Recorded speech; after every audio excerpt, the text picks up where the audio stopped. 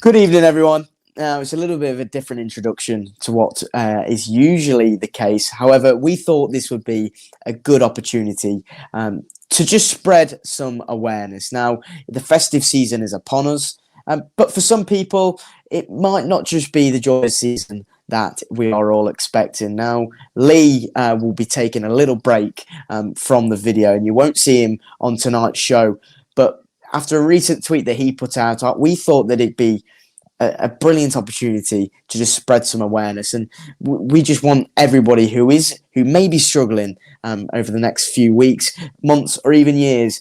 Our DMs are always open. We are normal lads, but some days I struggle. Some days, Ash, you may struggle as well. So we want to get behind Lee. Everyone is behind Lee. If he is struggling, we all want to see him succeed. And by this little video, I'm sure that we can spread some awareness on mental health, which is such a killer in everybody.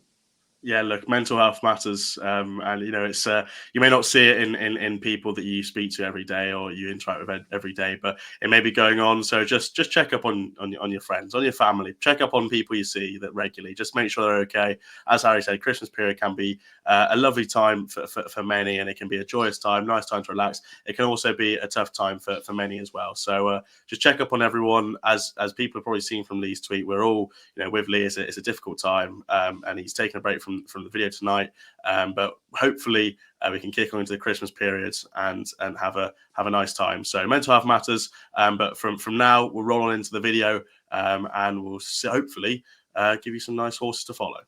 Hello and welcome back to the Only Fools Love Horses YouTube channel. And it's a very Merry Christmas from all of us here at the show. It's Christmas racing on the agenda for us this evening, 26th, 27th, 28th and 29th, and even the Long Walk Hurdle on the 23rd, all under the microscope under what is a fantastic few days in the horse racing industry.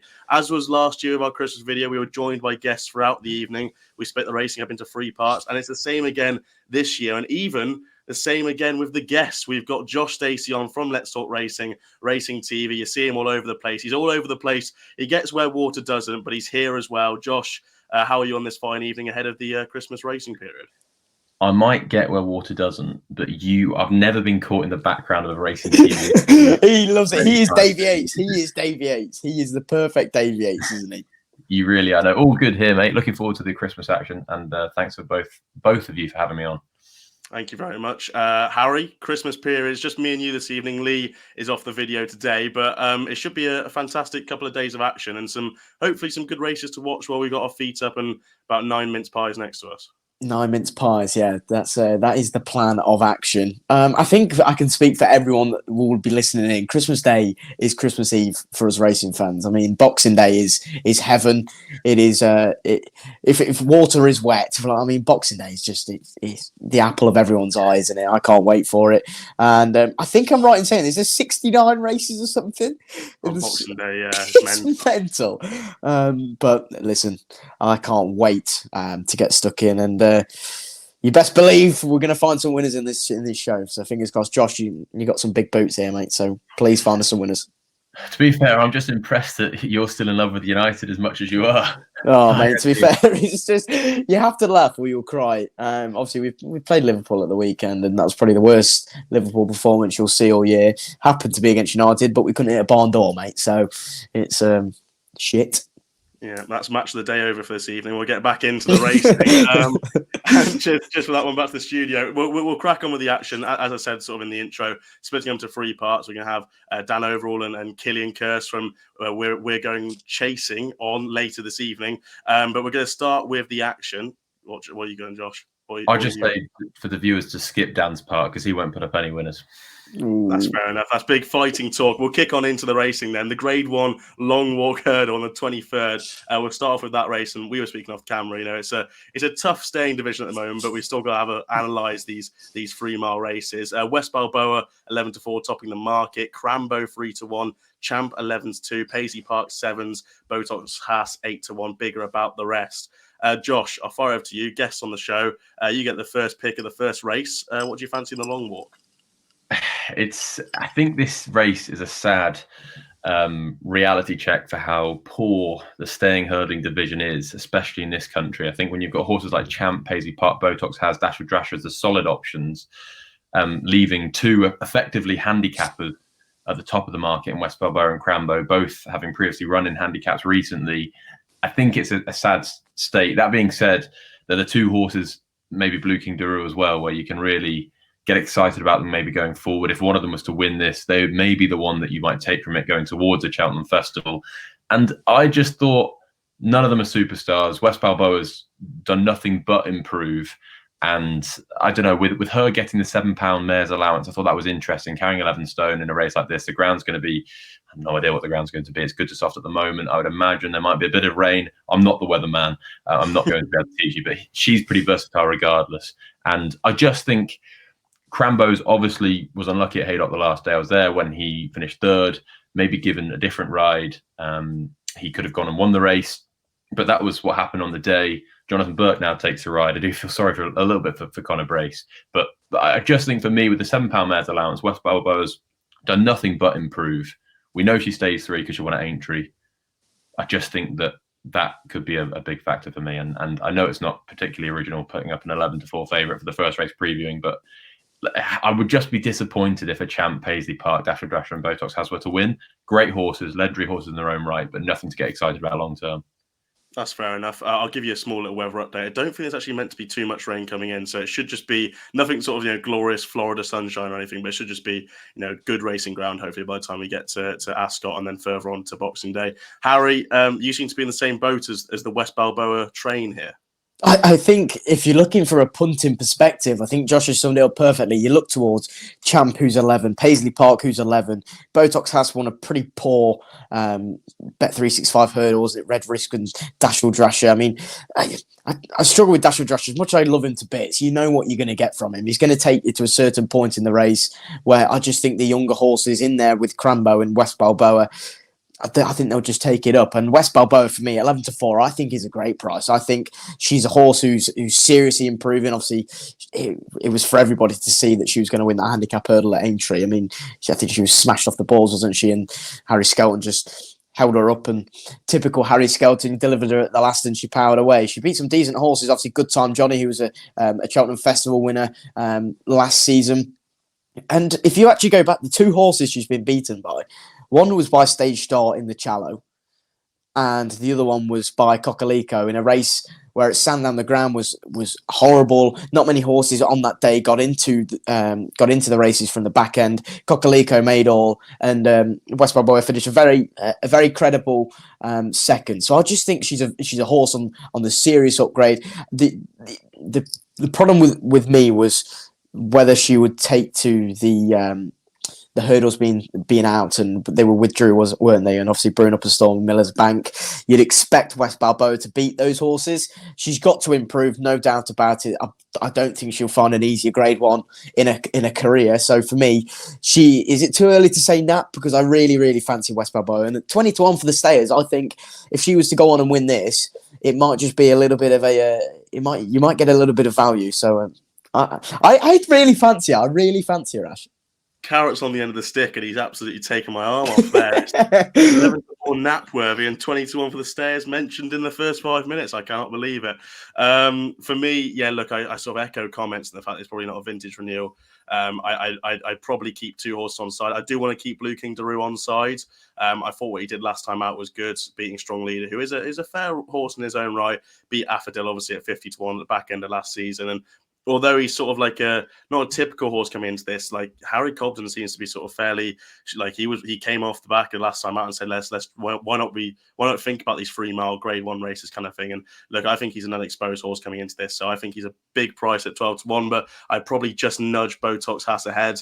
I thought what he did last time out was very impressive in a sphere like this. He beat Red Risk, who was sort of like not well touted, but sort of, like he was a bit of an underrated horse at Paul Nichols's stable last year, and he obviously came into the race. He got well backed in sort of 9-1 from having been sort of 25s, and he ran a good race. And Dashel Drasher obviously back in third, franking the form. Time Hill probably did underperform from what his best was, but again he was back in fourth.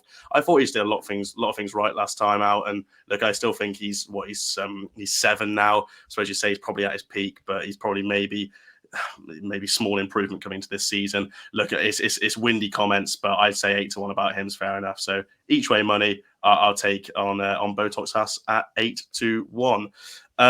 Gentlemen, we'll move on then, and we'll move on into the Christmas action after we've probably stuffed ourselves with Christmas dinner and rolling on into things. Literally, the Grade 1 Kauto Start Novices Chase on the 26th. It's a good race. It's a very, very good race. Plenty of angles coming into it. Obviously, you've got a French raider coming in as well. So, there's plenty of areas to pick up on. But it's Hermes Allen topping the market 11-4. Giovinco 3-1. Obviously, ran into stablemate of Hermes Allen last time out in Stay Away Fay. Ile Francais 3-1. Classical Dream the same price. It's a massive 8-1 to Glonge West, who is still entered, and bigger about the rest. Harry, I'm going to stick with you on this one. What do you fancy in the Kauto Star? Well, the wind up seemingly, I wouldn't say done the trick, because obviously he was third behind Irish Point at Aintree, but then he was very good at Newbury. Hermes LM was. But I just think beating Nickelback and tighten our belts by 6 lengths, albeit he wasn't fully extended, was he? It's not the greatest of form, and I think with Giovinco, I think this race is tailor-made for him. Like Kempton, 3 miles, a sound jumper, a horse who travels so strongly. I can just see him swinging away. And he almost reminds me of like Brave Man's Game. Now, I know, Josh, obviously this is probably going to be a little bit of a sore subject, but in my opinion, I think he's a bridle horse, and Giovinco proved that last time out at Sandown. Not saying he didn't stay, but Stay Away Fay stayed further. So I think Giovinco will take a lot of beating in this, Ash. If I didn't just nap West Balboa on the 23rd of December, he won't be far away. Ile Francais, listen, if someone told me about the French form and I sat and had a 1-hour lecture with them, I might understand it a little bit more, but I'm not going to pretend that I know a lot about the French form. So he's looked very, very visually impressive, hasn't he? And Classical Dream, he won't be. Will he go? He's 9 years old now. I don't know whether. I think the younger lads like Giovinco and Hermes Allen might just have a little bit of class about them. So yeah, Giovinco for me, Ash, I think 3-1 is another good price. Return serve over to you, Josh. Giovinco's a horse you like this season, and what do you make of last time out, and what do you make of his credentials coming into a race like the Kauto Star? I would very much like Harry never to compare him to Brave Man's Game again. This is an interesting one, because I think I pride myself on knowing every 3 mile novice chaser that Paul Nicholls has probably ever sent out, and Hermes Allen just doesn't do it for me. I think he's a good horse. He's quite a small horse. He reminds me of Frodon when he was in his early part of his career, kind of very genuine, will go forward, will jump relatively well, and will win races when there's no superstar. Is there a superstar here? I'm not too sure. Going back to Giovinco's last run, I must admit I didn't think it was Stephen Mulqueen's finest day in the saddle, and I was hoping that Derek Fox would get back on him for a race like this. They've stayed loyal. I understand why they've done that, but equally, Steve Mulqueen isn't in the same league as a Derek Fox, in my personal opinion, and that could be the difference maker. It's a really tricky race to look at. I'm with Harry. I know absolutely nothing about Ile Francais. Not going to pretend I do. Obviously, the French form experts are saying that he's very good, and I really like the fact that they're coming over, and it'd be really good for the game if the French horses did come over, the really good ones, more often. I think the 2 Willie Mullins horses are interesting. I actually think Grange Clare West will run. I know he's a slight drifter, but with Allaho coming over for Cheveley Park, I think they might send another one of Cheveley's on the lorry, and Grange Clare West makes more sense for me. Who won at Punchestown going right-handed. I think Classical Dream, although this test might suit him, right-handed sharp track like Punchestown, I just think that he will go to that Grade 1 at Leopardstown over 3 miles. So Grange Clare West, I think, will come over with Allaho in the lorry. I don't think he's going to be good enough. I think if Classical Dream was to run, he'd be where I'd be with, but I don't think he will. Therefore, I do think Giovinco has the most ability, has more ability than Hermes Allen. I think he's more of a 3 miler than Hermes Allen. He's got more experience over fences than Hermes Allen. and I just hope that they don't disappoint him, because I think against Stay Away Faye, the one thing that Stay Away Faye was always going to do was find and don't jump the last alongside, because you're not going to get home quicker. I wanted Stephen Mulqueen to stop disappointing me. He tugged his arms out for 2.5 miles. When he's travelling so well, go 2-3 lengths up and see if he's good enough to stay up the hill and beat a horse like Stay Away Faye. He didn't do that. He was really conscious about the staying. He sat. Maybe he's idle in front. I'm not too sure. I don't know the horse as well as the jockey does, but I just think this time they might slightly change tactics. Kempton should suit him more. He's more of a speed horse than a stayer. So, yeah, just about Giovinco, but it's not a vintage Kauto star. And I would prefer Classical Dream to turn up. Don't think he will. I think it'll be Grange Clare West. Yeah, I'm hoping, like you, really, an Irish horse does turn up. But and call me silly for this. I think Imagine's got a chance at 14-1. Look, he's got to step up in trip, obviously, but I think he's got good qualities in his pedigree. Suggest that 3 miles could see a better horse here. He's related to some really nice horses. Carefree's one of them, who had form of Easy Land over in France. He's also related to Lord Carmont, who's a 3 mile 5 chaser who won 3 graded staying chases over in France, and he's genuine pedigree is littered with staying pedigree. So hopefully the step up in trip should help him. Look, I think it's been a little bit surprising what he's been doing at 2 miles and 2.5 miles, in the fact that he's been performing and winning over 2 miles. Like, he's won his last 2 races over 2 miles. Don't know how he won last time out, but he managed to get up and beat Lucid Dreams, who, look, he was in a match race next time out, but he's gone and franked the form at least. Even going back to his Martin Pipe, the form works out really nicely there. Iroko won the race. Buddy One was in second, who'd won at Cheltenham in a handicap of 147, and is an outside squeak for a stayers kind of thing. And I think that form isn't too bad from the Martin Pipe. Time after time and year after year, we see the Martin Pipe form coming out to work out really nice. Have we seen Martin Pipe fifths come out and win a graded novice chase next season? Probably not so much, but I think in a race like Josh said there, it's a tough race to work out, in the fact that it's maybe not vintage, it's lacking a superstar, but there are horses you could say could win this race. And I think Imagine 12-1 is probably a big price. Like, when I was doing this, I was actually doing this without prices. When I started doing the studying, I thought he'd be like maybe an 8-6 shot. I genuinely thought he would be. And if he comes over in the lorry with Jerry Colon potentially, then I thought 14-1 was a big price about him. But again, nothing major for me. But yeah, I hopefully we'll see what happens, see who comes over. But Giovinco for the lads, Imagine for myself. We'll move on, gentlemen. This is a race we might have a bigger opinion on, is the King George. We're going to skip the Christmas hurdle for now, because we'll just touch on that very quickly at the end. But we'll skip over to the King George, 3 miles, 2:30, and Allaho hopefully coming over, topping the market 15-8. Brave Man's Game 11-4. We're going to shout for him in this show. Shishkin 11-2. Jerry Colon, will he turn up? Won't he turn up? 6-1. The Real Whacker 9-1. Royal Pagaille 10-1. Bigger about the rest.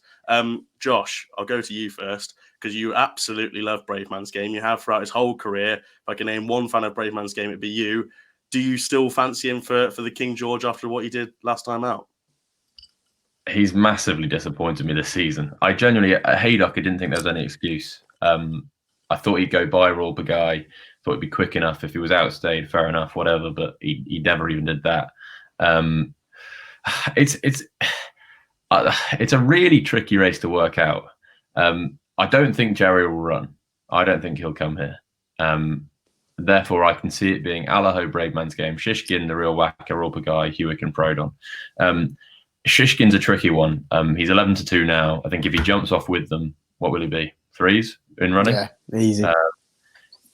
I don't like him for the race. I don't like it first run of the season. I don't like the fact he refused. I don't know how you could back him at 11-2, considering if he doesn't jump off, you're not going to get your money back. And bookmakers, I don't think will do that same trick twice with the PR stunt, giving the money back. So then you're really looking at the Real Whacker, Brave Man's Game, and Allaho. I know things went wrong with the Real Whacker the last time, but I'm not sure he's as good as these two horses at the top of the market. Allaho's 9. He had a massive layoff. He was beating a stablemate on return who probably wasn't there to win. They were all wanting Allaho to do the job. He did. He'd come on for it massively, but he limped over the line. And I'm not 100% set that he's going to love 3 miles at Kempton. If the same Allaho that turns up, say, at the Punchestown Festival when he was devastatingly impressive on his previous start, the start before then of course 15-8 is going to look ridiculous. But as much as he's been disappointing this season, the solid one is Braveman's Game. We know this is his track, his trip, probably his ground. And if there's going to be one race that this horse is ever going to win again, it is going to be a second King George. I'm just going to side with him at 11-4. I think if he had won either of those races, which he wasn't beaten a million miles in, then he'd be a lot shorter and he'd probably be favourite. So Braveman's Game for me.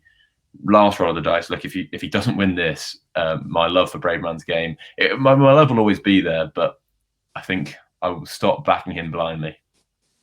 It was disappointing last time out. It really was. You'd hoped he'd go past, but he just didn't. And the jockey, it's the head cam footage of Daryl Jacob just seeing Roper Guy go by, and he can't do anything about it. It was disappointing, but hopefully he can go back to his best. Harry, obviously Allaho's there at the top of the market, like Josh said, slightly walked over the line last time out, but he was maybe entitled to do so in the fact he had such a long layoff. Are you willing to stick with Allaho? And if you are, 15-8, some would say is probably quite a big price. Yeah, but doesn't every horse walk over the line at Clonmel on heavy ground? And I mean, it's inevitable. There was a video that was circling around on Twitter the other day. I didn't see the race itself, but there was literally a horse who physically could not finish after jumping the last. It doesn't look good, but he's still I still think he showed a little bit of exuberance. Finally got my words out there. I think he did as well. I think it was a good performance, but with almost over a year off the track, now 9. Does he want? Braveman's Game's 8. Like I understand that, but he hasn't had an uninterrupted preparation, and he's won the King George last year.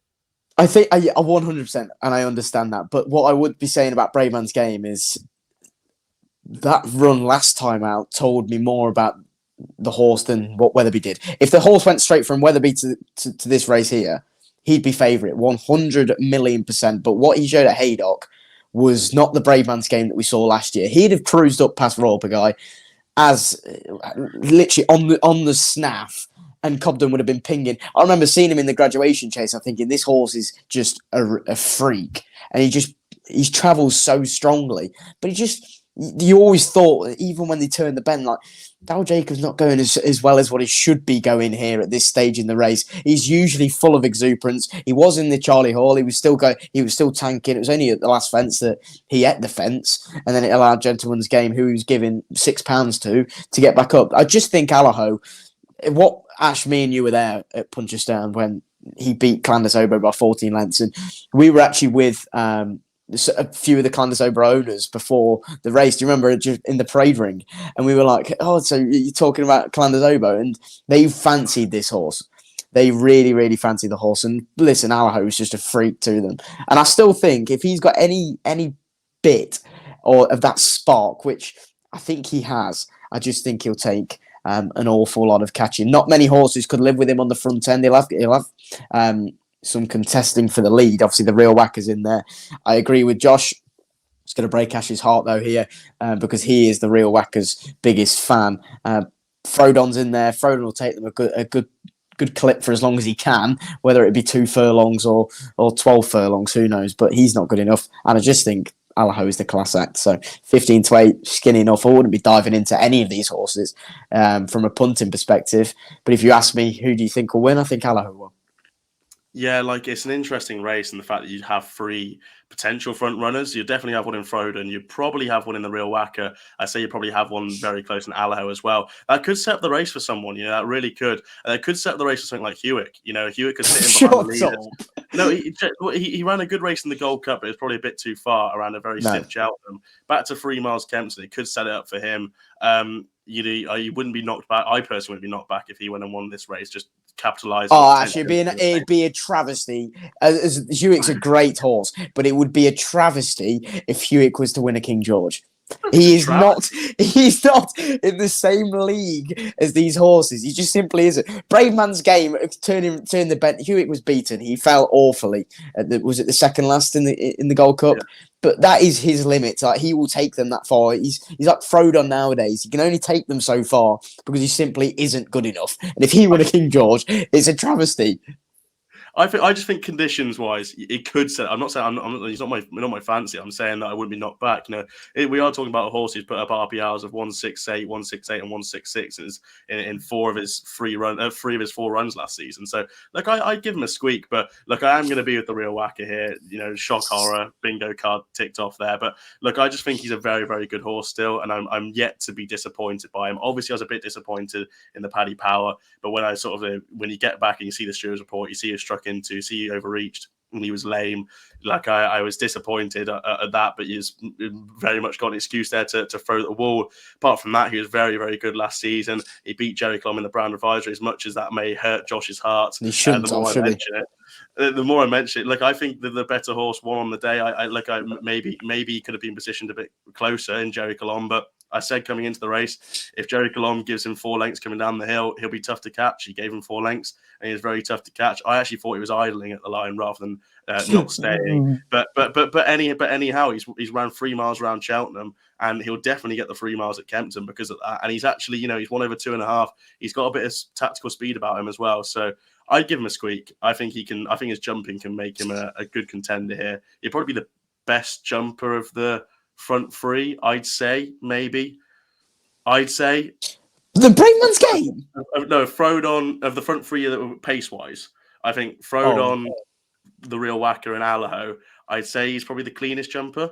So he could just jump. He could jump past them at every single fence and maybe be a length up kind of thing just for his jumping. So I'd give him a chance.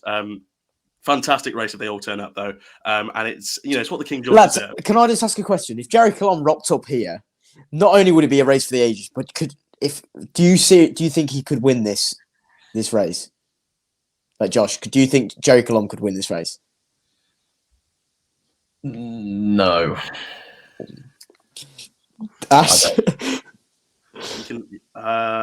Don't say yeah. Obviously, he could win. You can't say that. You can't say that. I'd say no. It wouldn't be my fancy if he turned up. I think he is. I was almost semi-surprised he won, considering what happened in the race at Down Royal. But the one race that's going to suit him most this year is the Gold Cup. Those extra 2 furlongs, going a really hard clip. He's a thorough stayer. I don't think he'd have the tactical speed to win around Kempton. But does that mean I don't like him for a race down the line? Definitely not. I think the one thing that gives me a little bit of hope with Brave Man's Game is if we're just looking at the King George last year, and he might be a different horse than he was then, but it was the first time he'd really been asked off the bridle and he found. Le Homme Presse was jumping out to the left and Brave Man's Game was on the outside of him all the way around. So he lost 10 lengths at minimum there. That shouldn't happen. So I'm just hoping that with all that considering, I'm hoping Paul has him back. And if he does, I'm going to go with my boy. If he does, that's a fantastic training performance from Paul Nichols, 100%. Gentlemen, we've got 3 races, but one of them is the Christmas Hurdle at Kempton. Formalities, Constitution Hill. Yeah. Or anything else to add before we move on? Lovely stuff. Silence is beautiful there. Then we'll go on to the Tormby Novices Hurdle. Now it's new, obviously, to this year. It is the what race it is? What race Tolworth. it is? The Tolworth. It's Tolworth. It's the Tolworth. Now the Formby at Aintree. I need to find the race time on my racing post here to get the prices up. But the prices are here, and it's Farron Glory topping the market 5-1. Favour and Fortune for Alan King 6-1, Django Bay 6-1, Camsinas 6s, Florida Dream 8s, Tell Her the Name 8s, and bigger about the rest. I'm going to go to Josh again first of all because I feel like you're eager to talk about this race and eager to talk about your fancy in it. Yeah, no, I was. A couple of horses I was excited about going into the season were Tell Her the Name and Django Bay, and then meeting each other at Ascot was quite an early season cracker. Tell Her the Name was not cheap, especially for Ben Pauling's stand, I think 200 grand. And they both went to Ascot, had a ding-dong battle. Tell Her the Name was much more straightforward, and Django Bay ran away with Nico, but still had the class to get through the line. And I thought that was really impressive. What I like about Tell Her the Name for this race is he then went to Huntington and has had another run and won well. So I think he came on for the Ascot run, which I expected him to do. He's quite a big framed horse, and he comes here. I can understand why Django Bay would be a shorter price considering he's beaten Tell Her the Name, but he doesn't have that added experience, and I think that might be necessary. 8-1's a very fair price. You're going to get a decent sized field. I think you could probably back Tell of the Name each way and not be certain that he won't finish out the 3, but you'll definitely get a very, very good run. No surprise to see Farrow and Glory here. I think Gordon Elliott will always be targeting this Tolworth now. It's at Aintree. I take on Favour and Fortune pretty comfortably. Camsonas was good at Haydock. Don't think he's a superstar.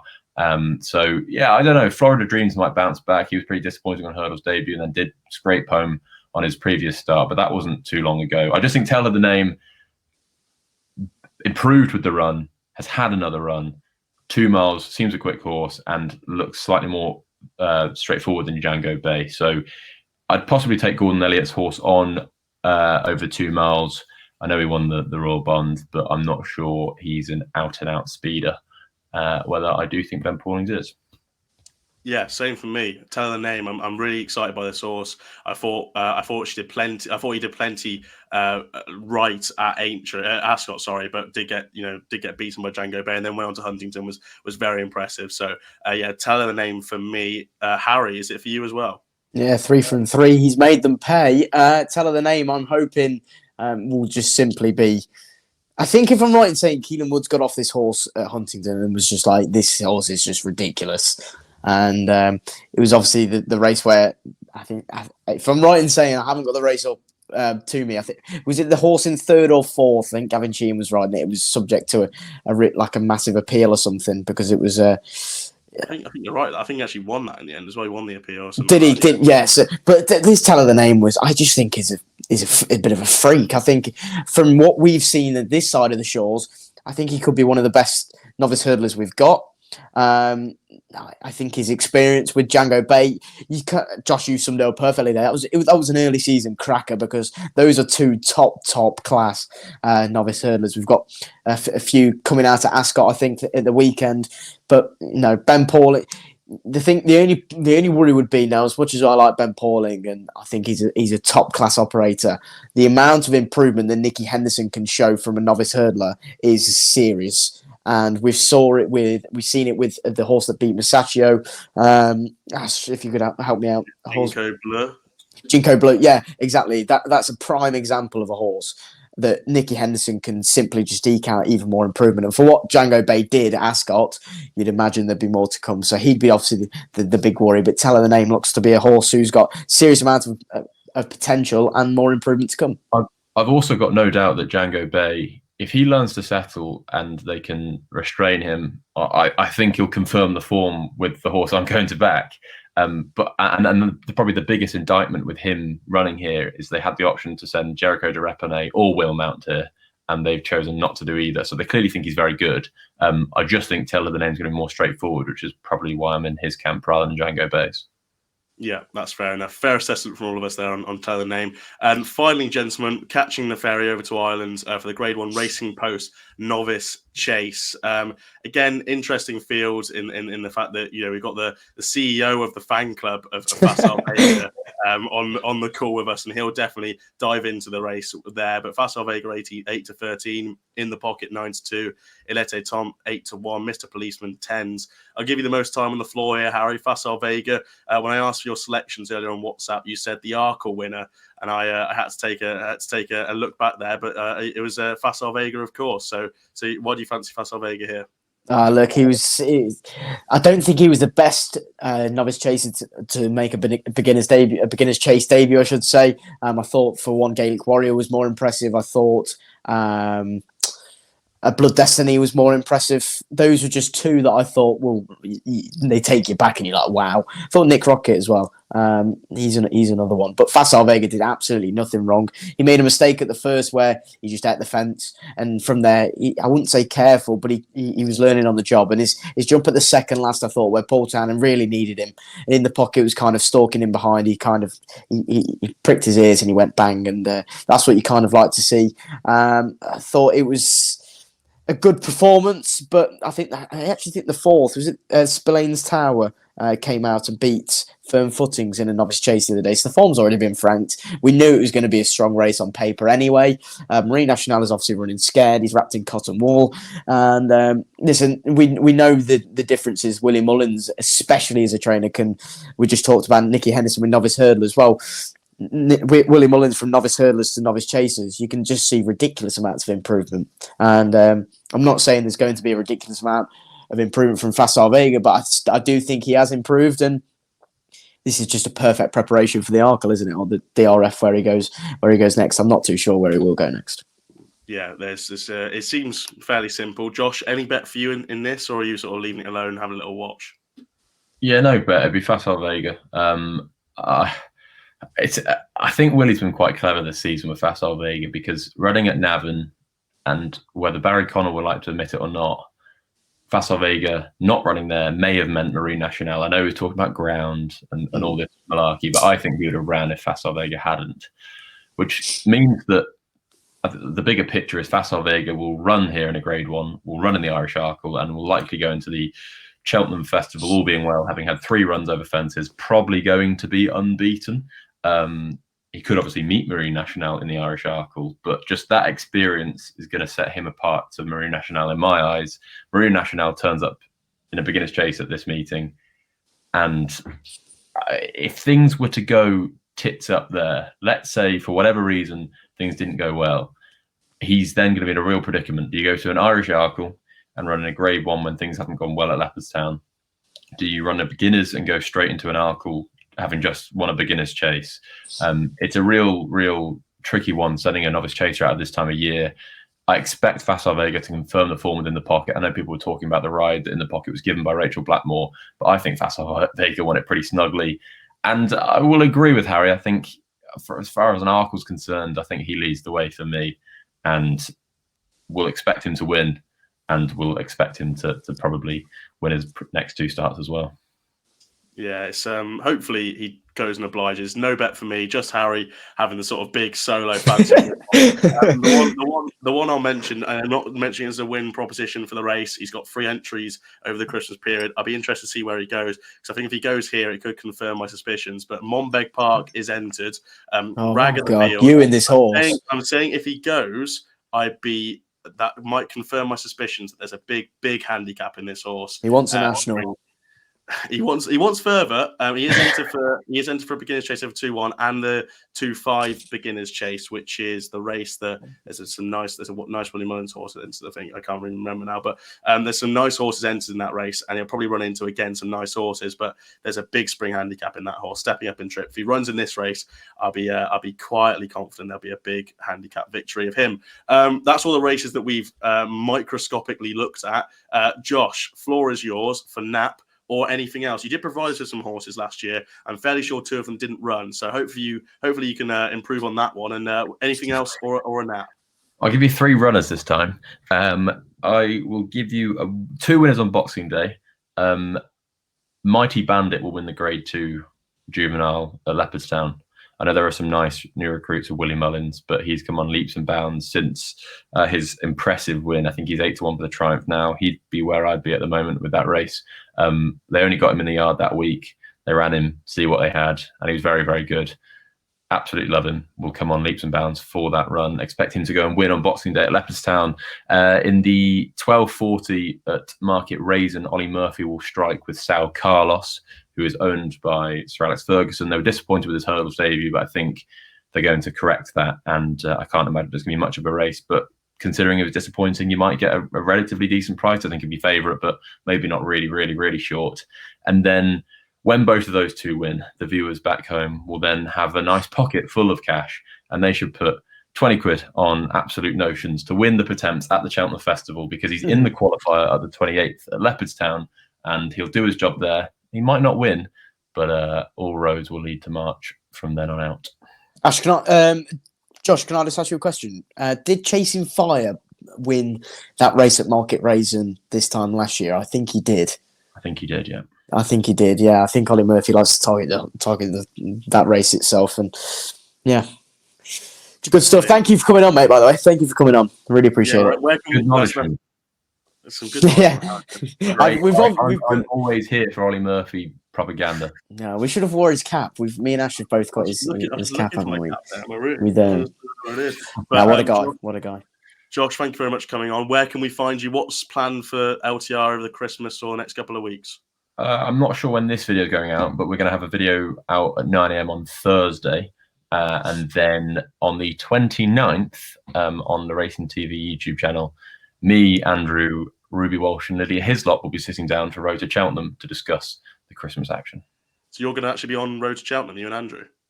The live stream, yeah. Oh, very Wow. good. I know you work a lot behind the scenes. That's pretty cool. So yeah, best of luck. Make sure to tune in there. Make sure. The last word to the viewers out there: back Absolute Notions. You will not regret it. Thames Fancy from Josh. Josh, if no one knows who Josh is, where have you been? Just go check him out on Twitter, on YouTube. Let's Talk Racing. Go check him out. Thank you very much for coming on. As always, been a pleasure. But we'll move on to the next set of fancies and the next guest for the 27th racing. So we're back for part 2 of our Christmas video. And as you can see on the right-hand side of the screen, Dan Overall from the Jump Show, from Odds Checker, from everything is here. I've said I'll feed his ego, and his ego's fully fed there. Dan, Christmas period on the way. How are you? Very well, mate. Thank you. Yep, from everything. I think about sums it up. Yeah, unfortunately, these poor people can't avoid my face these days. I really am just cursing the internet, but I'm going well, mate. Going very well. Looking forward to a busy festive period. Yeah, it should be a very good Christmas period. And also, let's just remember you did beat me in Tipstar, so there's always going to be that rivalry between me and you. It's just that's because your tips is shy, Dash. That's why. And I managed to win that tipping off Faller, so that was even better. I put Jackamar up to beat Torn and Frayed. That was a awful time of things. Hopefully, we find some better horse than Jackamar to talk about. We've got 4 races we're going to be covering on the 27th of December, and 2 handicaps to kick things off. But the first one is the Welsh Grand National. Now, this is a big race. You came on our Sunday show, Dan, and we spoke a little bit about it. I've had a few comments about it already, but we're sort of in getting into the close to it now, and it's Mongmed Genius 6-1 topping the market. Super Survivor being a bit of the money horse for the race, 7-1. Nassalam 10s, I Will Do It 12s, Autonomous Cloud 14s, the same price as Dunboyne. Dan, I'm going to come to you, guest on the show. It's only polite to talk about a horse here that we both fancy, so that's the only reason I'm coming to you. But Welsh National, what do you fancy?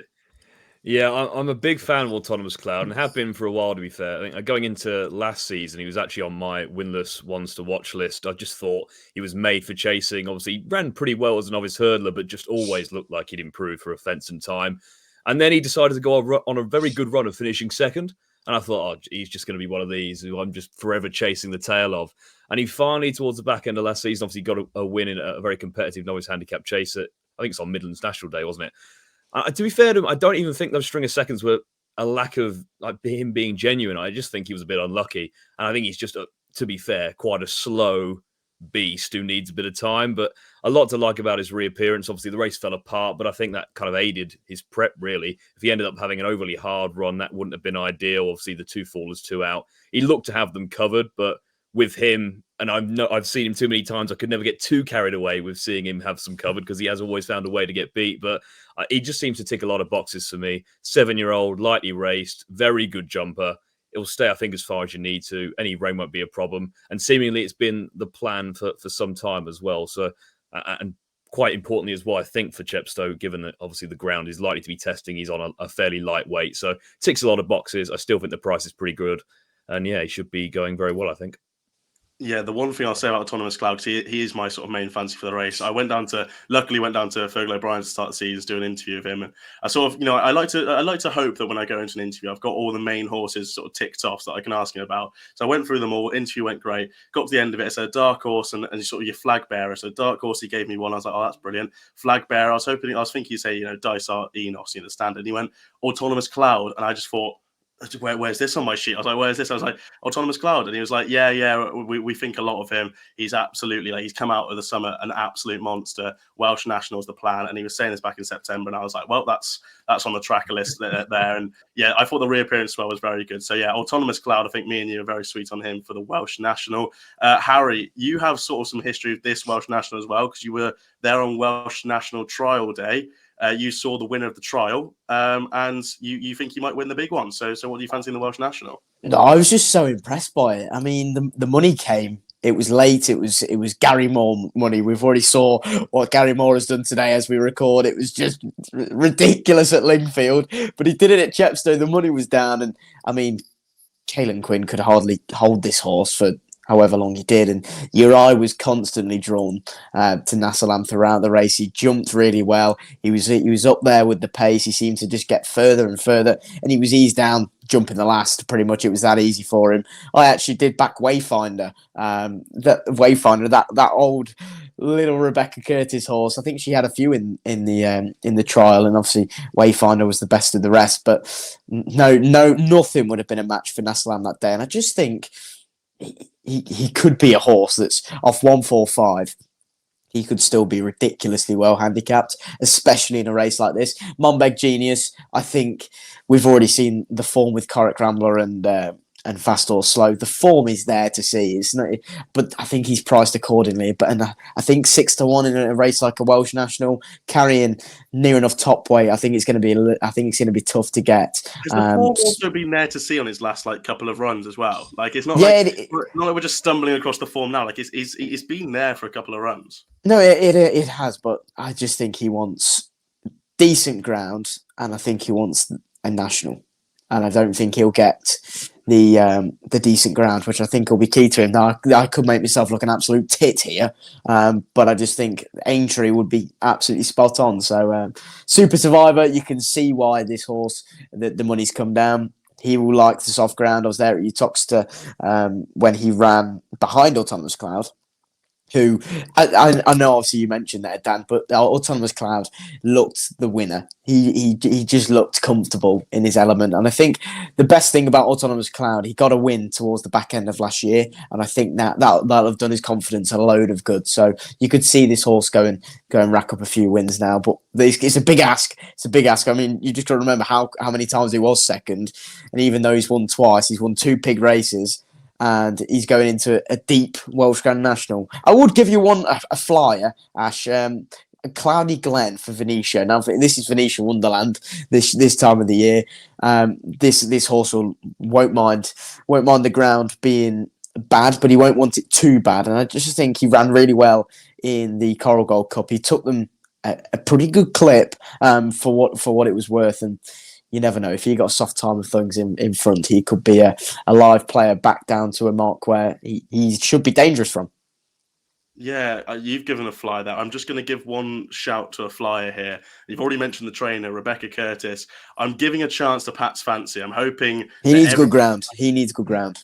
Does he need good No, ground? he does need good ground. He does. I promise you, he needs good ground. Sure yeah, listen, I promise you, he will be better on good ground. Okay, well, I'm happy to take that chance because while I'm reading the form book, he's won on soft ground at Chepstow. Yeah, he has, but it's almost like winning at Sandown soft in my eyes. So I'd give him a good go here. Look, I just think last time out, I had a beautiful picture in my head. I thought that Dalamoy or whatever the Tim Vaughan horse, I thought he was going to win the trial. I thought Pat's Fancy was going to run a good race, but maybe place and not win. And he'll come into this. Both of them would come into this with live chances. Dalamoy was pulled up, and Pat's Fancy finished 38 lengths off the pace. But look, I think everything's come together to say that this is... Your plan went well then, mate. Yeah, the plan went very well. Very, very well. But Pat's Fancy, I think, look, he's officially well out. I think he's 137, but he's running off 140. But, you know, when he was fit and ready a couple of seasons back now, he had a big break off. He ran Brave Man's Game close off a mark of 143 at Newbury in a handicap. Brave Man's Game's now improved £12. He's won a King George, a Charlie Hall, second in a Gold Cup since. So the form of that's amazing. And he was pretty much like 4 or 5 lengths off that day. Before that, he beat Imperial Alcazar at Chepstow in that soft ground, the handicap. That was at this meeting 2 years ago. He then went and bolstered up at Trials Day and then finished second to Cool Cody in the plate. And then even before that, he beat Jericholt Rock off 125 at Chepstow in December 2021. He's improved £16 since. And even Broken Halo for Paul Nichols was back in third, who's improved £7. I just think he could be quite well handicapped off 140. If this has been the plan to give him plenty of time while he's off with a small injury that he probably has had, and this has been the plan to bring him along slowly and then to have this big day, it could come together. 40-1, Pat's Fancy. I think there's worse 40-1 shouts to have over the Christmas period, and I'll definitely throw up a couple of worse ones, that's for sure. Go on, Harry. It's 5-1. I've There's just no need for that. Like I've sat through torture. I literally sit in this chair. I miss our goal, and then all of a sudden, we've shipped another 2. When am I? And I've got to speak to you 2 as well. When will my suffering end? I thought we were doing a noble thing of bringing you away from the West Ham game, but it seems like it's a tough road to be a West Ham fan tonight. My life is pain. Hopefully you can make up for that by throwing the viewers a couple of winners, because we are going to move on to some Irish racing, the Paddy Power Chase. Obviously, well known for Roaring Bull, as it will be for every year, and however many times that video gets chucked up on the Twitter timeline every single year. But Panda Boy topping the market 7-1, Desert Morehouse 8-1, Meeting of the Waters 10s, Bigger About the Rest. Harry's taking a silent one on this because he just said that Pat's fancy needs good ground, so he's on the naughty step. But we'll go to Dan again. Paddy Power Chase is obviously a difficult handicap, but is there anything taking your eye? I'd say this is even harder than the Welsh National. I mean, the first 2 tasks you've given me, the Welsh National and the Paddy Power Chase, both pre-decks. Like, talk about throwing me under a bus. But I went through this a few times, and I tried to find something at a bit of a bigger price. And it has been a race that's actually rewarded bigger prices not too distant past. But I just kept coming back to Garda So, because he's just a very interesting runner. I mean, he had a very big reputation after winning his point-to-point. It wasn't given overly hard time as a novice hurdler, but still looked impressive. And I think it was Josh, actually, who wouldn't stop going on about this horse going into his chasing campaign, basically saying, this is the National Hunt Chase horse. Like, he's a proper horse. He's going to be a really, really good horse. I mean, he went off 2-1 to beat Statler in his first beginner's chase. And then they just obviously ran like a drain, picked up an injury, and missed the rest of the season. So that was the end of that. But I thought there were some encouraging signs last season, like a good third to mile mission over 3 miles on his reappearance after over a year off, then dropped to 2.5 miles, where it's a bit disappointing, but he is just a proper staying horse. And then he has a reappearance this season over 2 miles behind Mr. Policeman, where always looking outpaced, staying on pretty strongly. If ever a run just looked like a prep for something, it was clearly that. You have to respect these connections. JP, Gordon Elliott. It wouldn't be a surprise if he's aimed at a big handicap down the line. I'm hoping it's this one. I mean, I could even see a reality in which he finishes, say, 3rd or 4th, and all of a sudden he's 5-1 for a Kim Muir or something. You can see he's got that kind of lightly raced profile. Schoolboy Hours won this a couple of years ago and was a maiden over fences, so it has been done. And yeah, I just think he's a very interesting type who isn't overly exposed in these 3-mile chases, and I think he's got one of these in him. Yeah, he's definitely an interesting type, and when you're taking tips off Josh, then God help you, really. But it's a difficult it's a difficult race. I know there's a couple in here that could look sort of unexposed. One of them being Am I Right? I think David Jennings put that up as well. Like I said off camera that I did a massive write up for Now, Where or When, and just realised that he'd been scratched from the race, so I'm a bit stumped there. But I think Jody Ted's a nice improving type. I thought what he did 2 starts ago over fences was very impressive, beating Pat's Choice by 8 lengths. Always looked like he had the race in his hands, won as you'd like. That sort of, I backed him that day sort of on the back of him running quite well last season, the DRF over 2 miles. He sort of then stepped up to 2.5 miles, and then he won over 3 miles over hurdles in a Thames qualifier last time out. So he obviously does stay.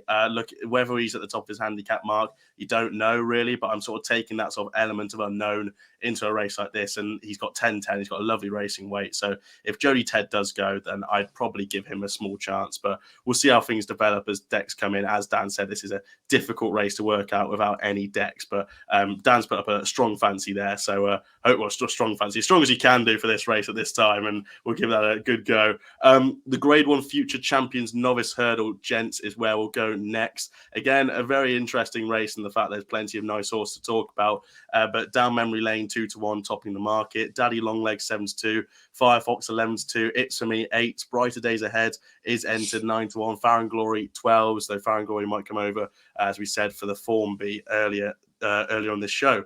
Dan, I'll go to you again because Harry's taking a small seat unless he wants to chime in at the end. I can chip in. Yeah, I can chip in later on. Do you want to chip in now, or do you want to chip in at the end, Harry? Yeah, but I just have question marks about the actual field itself. I mean, what horses are going to go? Daddy Longlegs would never be a 7-2 shot if he turned up here. I mean, he was arguably one of the most impressive 2-mile performers we've seen over in Ireland this season. That's in my opinion, anyway. So down memory lane, don't get me wrong, this horse is very talented. But I think Firefox again, like 11-2, you can get with this horse. I think he's a big prize because what he did last time out, I thought was so impressive, and He obviously beat a well-touted Willie Mullins horse, which is never really easy to do. But the money was right. The gap closed, didn't they, between the two in the market just before the off, which was a good sign. If you did back 5 Fox, and he jumped like a buck and he quickened, but he was entitled to, wasn't he? But yeah, if you push me right now, this would be one, and I do feel for you, Dan, because this is a race, another one that we don't have. We're taking a little punt on anti-post punt betting as such, but Daddy Longlegs is at 7-2. I think might just be worth a few quid, because there's no way he'd be 7-2 if he rocked up here. Yeah, you see, when we put this, when I put this schedule together, we've got 3 fantastic guests coming on. I thought, right, so who's the one that's the least intelligent of the 3? I thought that's Josh. We'll put him with the easy sort of races, the long walk, the Boxing Day race. So we'll give him a nice ride of things. Who's the one I can consider a very, very good judge? Dan. Let's bring him in for the very hard races. So there's I think on the stream on Sunday you introduced me as like one of the worst judges known to man, and now all of a sudden you're singing my praise, Ash. Make up your mind. It's love-hate relationship. You keep me on my toes. We agree on the horse in this race anyway for the future champs. You like Daddy Longlegs, it seems. I do. I think, as mentioned, that you look at the market here, and I think the first 8 or 9 are all Gordon Elliott or Willie Mullins. So you're basically just constantly checking the odds checker grid, effectively seeing what looks likely to run. Down memory lane has had all the money for him. He looks to be the Gordon Elliott horse. So I think 5 Fox is going to go all brighter days ahead. And then it's, for me, has been fairly weak. He's been drifting in the notable places of Paddy Power and Betfair. So it looks like Daddy Longlegs is the one. And I just can't see how he's 7-2. And down memory lane's as short as 5-4 in places. I mean, if he does run Daddy Longlegs, he's got to be favourite, I would say. Easy. I love that run over hurdles. It was really impressive. I thought he was actually overlooked at the time. I think when you've had some of these horses, obviously like Jericho the Rapine, getting cut to silly prices after a pretty okay run over hurdles, I thought he was massively overlooked. And given his connections, that was fairly surprising. That field I thought was pretty decent. I know Irish Panther is maybe tricky, but he achieved a fair bit in bumpers in defeat. That Cletus Pooler of Gordon Elliott, I think, will make a useful stay. I thought that was very decent form for the time of year. I'd have him all day at 7-2. I think if he does run against down memory lane, it wouldn't surprise me at all if he goes off favourite. Yeah, I agree with you on this. Daddy Longlegs, I thought he was very impressive the last time out. Like sort of Harry said, he's been one of the more impressive 2-mile novice hurdle displays we've seen this season. He's obviously sort of sporting very notable silks, but it's not a case of you seeing, like, I thought a little bit, I know he did win at the weekend, but I thought the Nicky Henson horse that won in the Donnelly silks, the name's escaping me off the top of my head now, but the one that won at Cheltenham in the Albert Bartlett grade. Oh, Shanna Bob. Yeah, that's what I thought, that he was priced a little bit on, he'd won, but also he's wearing some very recognisable silks. He's Nicky Henson kind of thing. I think this horse did fair enough last time out, Daddy Longlegs. I thought he was impressive for what he showed. And look, 7-2, like the lads have said here, if he turns up to this race, if he's declared, he's obviously going to be shorter. Now, that is the beauty of anti-post betting. We're saying if buts and maybes, but that is the beauty of it. If you've got big bollocks and you want to have a go, then 7-2 looks like a lovely price. But look, Daddy Longlegs, I'd be happy to let him go declared to make sure he's in. And if I take a shorter price at 2-1, that'd be fine by me, I think. So Daddy Longlegs, for the 3 of us, it seems. Harry, I've left you out on the thing on the bottom there because you're a bit windy on it, and you said you were sort of taking a standby. But if you pushed Daddy Longlegs, and it's Daddy Longlegs for us too as well. There's just no way he'd be 7-2. That's all I'm saying. There's just physically no way the market would let that horse go off at 7-2. Like, and in your extensive years of bookmaking, you know obviously, like, it's just I actually have been practicing at home, been thinking, like, this is my book, and my dad comes in and he's just like, yeah, so Harry, what are the odds? And I'm just like, yeah, Daddy Longlegs is in the 7-2 shot. Yeah. The book's empty. We'll move on. The final race Dan's going to be with us for is the Grade 1 Paddy Rewards Club Chase. Now, I'm going to kick things off in saying my fancy. I'm going to let you two maybe have a judge on it, because you two are sort of taking a bit of a sort of straight bat approach to this race. Captain Guinness 6-4, Dino Blue 4-1, Gentleman to Me 6-1. Appreciate it 7-1, but he has got other entries. Fildor 10s, that they were talking about step up and trip to him. Dice Up Dynamo 20s, Samoa 20s. I like one of the 20-1 shots in here. I like Samoa. I'm giving him a go. I think he's been an impressive horse for not picking up victories, kind of thing. Like, he won at this meeting last year. He won the Racing Post Novice Chase that we spoke about with Josh earlier, and then sort of he's gone to the Irish Arkle. He unseated at the 5th in the Irish Arkle, which is a bit disappointing. Then he's gone to the Arkle itself. Now, I know Dice Up Dynamo fell in the Arkle, but I think if he stood up, I still think he was getting the better of Dysart Dynamo that day. And I thought he ran a good race behind El Fabiolo and John Bon. And then he's going to finish second at stepping up in trip behind Banbridge at Aintree. Now, if the ground is like okay, he'll probably be fine. I think he's a fairly ground versatile horse. Well, you know, he's got soft ground form. He's got, you know, that Aintree ground that he finished second to with Banbridge. That was fairly quick ground. And then obviously he's disappointed at Punchestown. Then he's come back and reappearance and again disappointed. But I'd say he needs to come on for his run massively, and he will come on for that run massively. And he'll come into a race like this where I'm happy to take on Captain Guinness. Although it looks like a lot of things are going right for him, he's yet to sort of convince me he can go and win a Grade 1 like this, as much as it is a weak Grade 1. Dino Blue, I'm happy to take on again. I'm not too convinced about her credentials going forward. Gentleman to me could very much go and win this race, but it depends on what side of the bed he wakes up on. Appreciate it might not go. Fildor, I'm hoping steps up in trip. Dysart Dynamo, I was more disappointed with him last time out than I was Samoa, even though Dysart Dynamo is ahead of Samoa. I was expecting Samoa to come on for the run. So that leaves me with Samoa, 20-1. I'm happy to take a chance. Dan, you messaged me and said you don't really have a fancy, but you want to potentially take on Captain Guinness here for this race. Yeah, I mean, I like your thinking, Ash. I think we're thinking along very similar lines. I just can't suddenly now believe that Captain Guinness is a Grade 1 horse. I know he was very impressive last time out, and you can maybe make a case for his last 3 performances being up there with his career best, but he's had plenty of chances now. He's never gone through with it. This is going to have to be a god-awful Grade 1 if he's to win it. And he's just going to be very short price, and I'm just willing to take him on that basis. I like the case of Samoa. I can perfectly see that. I guess the only issue we're facing is that of the 5 of the 6 potential rivals to Captain Guinness, they're all Willie Mullins trained, and only 2 of the 3 of them may run. And yet again, you're looking at the market to try and get a suggestion of who it's going to be, and there so far haven't really been any clues. I think St. Ra would have a reasonable chance if he went. I would like to see Appreciate It go here, though. I know he's been tried over 3 miles, and he's always looked like he's a big staying horse, but I just don't think he necessarily is. And I think before he was third in that Irish Arc, obviously he looked very impressive over 2 miles, and we've given positive tactics, which obviously saw a lot of success over hurdles. I'd like to see that resumed over 2 mile 1 here. I think that would be a really good recipe for success with him. Obviously a big step in the right direction, the John Durkin. I think going back this way will be a help as well.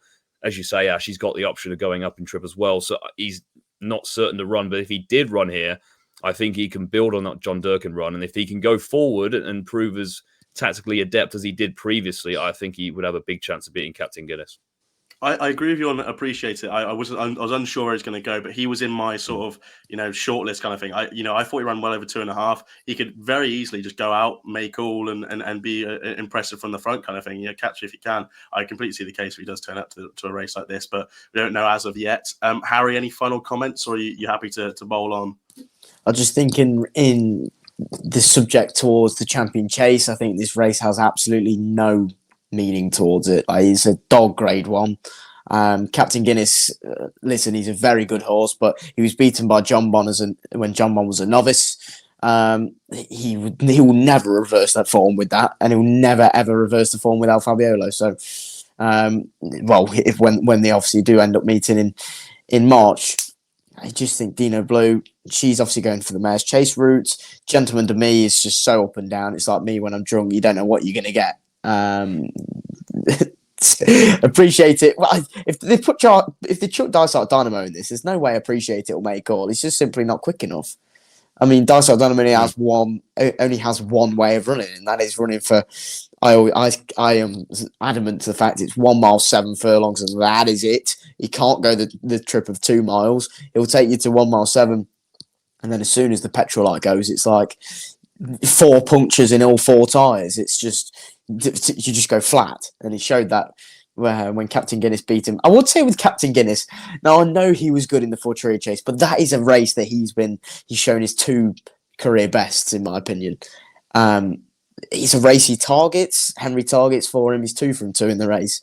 I just think it's not a vintage Grade 1 by any means. When you look at the winners that have already been the likes of Duvan, Aplutard, Envoy Ellen, Size in Europe, Moscow Fire back in the 03 days. Like, this is a race with prestigious history, but I don't think we'll be saying the same about the runners in this field. Yeah, on Dysart Dynamo, actually, I think it's interesting, but obviously it does depend on who goes. But do they now try something different with him? Clearly isn't working. I know it's all well and good trying, but he's not going to win these races doing what he's doing currently. Obviously, he's, if anything, going backwards based on what we've seen. Do they maybe? I'm not sure if he runs. Does he run? Do they just try something different? It's no harm in trying, is there? So obviously, he's a Westerner. He should, in theory, be getting further than this, but. I don't know. Maybe they just try and experiment with him a bit. I don't know how you can. I just don't know how you can with him. He's just, even as a novice, he was so strong and he was just so head. He was a head case. I mean, do you remember we remember the clip of him and John Bond that they were setting up for Constitution Hill in the Supreme? It was just frightening how fast they were going. And well, what you could try and drop him in, but you could probably last a furlong, so just end up to the front anyway. So yeah, essentially.